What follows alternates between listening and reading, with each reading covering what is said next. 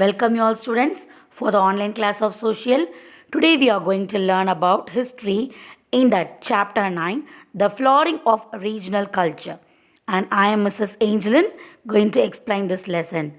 This is going to be the second part of the lesson.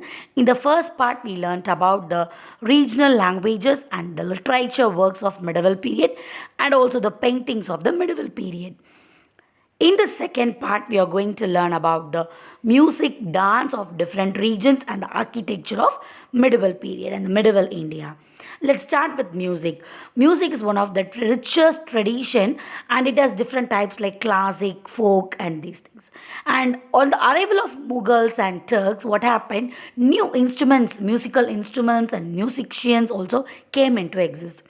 The musical instruments such as rabab, sharangi, I have mentioned the pictures, these things came into exist. And there are two styles of music evolved called Hindustani and Carnatic. Hindustani is popular in North India and Carnatic is popular in South India. And also they started many schools in Gwalior and Lucknow and Benares. So Raja Manas Singh Tomar of Gwalior, he started a school for classic music and he also had a court singer called Swami Haridas. And I have mentioned the different instrument pictures also. Have a glance at the pictures. And also the Carnatic music which is popular among South India and it flourished during the period of Vijayanagara Empire and also both the musics was in equal range only.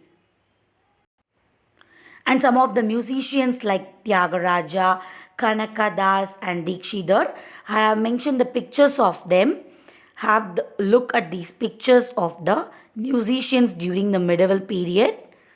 It will be very helpful for you to understand. And the dance. Dance in India also made a good tradition. Most of the dance were occurred in the temples like mythological and epic dances. They'll illustrate, they'll dance about the history of a person, of a king or a god, about the stories and the mythological stories of God. They'll enact that and they'll dance that. So what happened after some period, after getting the royal patronage, they get moved off from the temples, but they started many schools for dance schools. Okay, so some of the dances I have mentioned here like Bharatanatyam of Tamil Nadu, Kathakali, Mohiniyattam of Kerala, Odissi of Odisha, Manipuri of Manipur, and the Kuchipudi, the Kathak of North India I have mentioned here. And the pictures also will be very easy for you to understand. So the dancing pictures of different states I have mentioned here. Have a glance at the pictures. And the next is Kathak. Kathak means nothing but a story. The performers will enact a story. It may be a story of a king or a kingdom or a god. So using the hand, they'll do the gestures and with the help of the music, they'll dance. So they travel throughout the Gangetic plains and telling the stories of the god or of the Mughal emperors. So Mughal emperors made Kathak as the court dance and also they built a school in Lucknow, Jaipur and Benares to teach the next generation persons. So next is Bengal. Bengal made a flourishment change during the culture of the medieval period. Many sultans from Bengal, they created a unique architectural buildings and arts and they did many literature works, and Jayadeva Gita Govinda was also composed during the medieval period. And also it became the official Mughal plays. Why means the Persian they gave the Persian as the official language of Bengal, so that what happened, they did many artworks, literary works in Persian language. And the Bengali remained use, it was in use. And also the Arabic also came into exist because of the Persian people. It also came into exist. And many kirtans for Sri Krishna kirtans also they wrote for the Bhakti poems.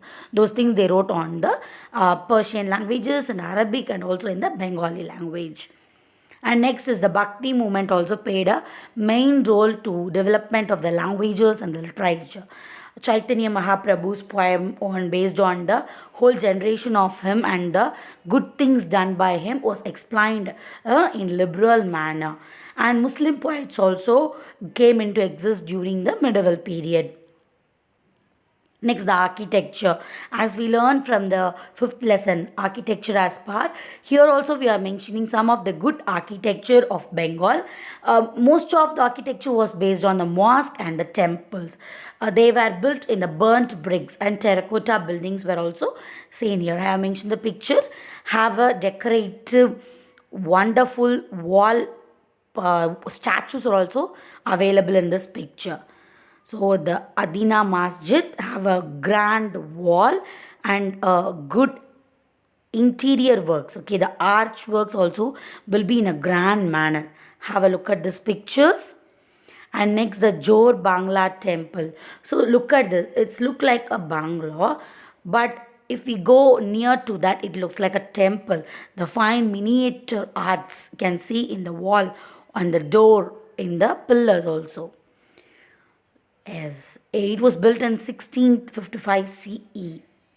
So, such a wonderful, richest art got evolved during the medieval period. So, hope you all understood the lesson.